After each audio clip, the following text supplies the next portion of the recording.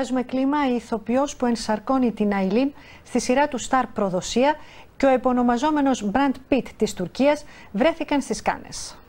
Στις Κάνες έγινε η παρουσίαση της νέας σειράς Kurt Sihit ve Sura, στην οποία πρωταγωνιστεί η τηλεοπτική Αηλίν από τη σειρά Προδοσία που προβάλλει το Star με τον Brad Pitt της Τουρκίας, ο οποίος πρωταγωνιστεί στο Kuzey Güney που θα μεταδώσει επίσης το Star.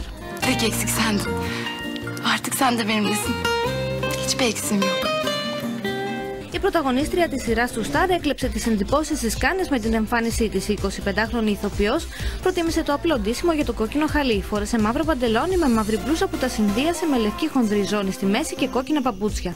Το μακιγιάζ της ήταν σε φυσικούς τόνους και τα μαλλιά της πιασμένα λογούρα.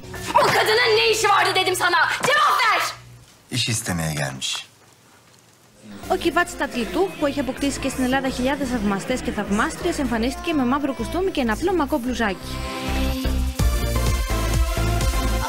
Οι δύο ηθοποιοί, που στη μικρή οθόνη είναι ζευγάρι, ήταν χαμογελαστοί και φιλικοί με όλους, καθώς η φήμη τους έχει ξεπεράσει τα σύνορα της Τουρκίας και έχουν πολλούς θαυμαστές.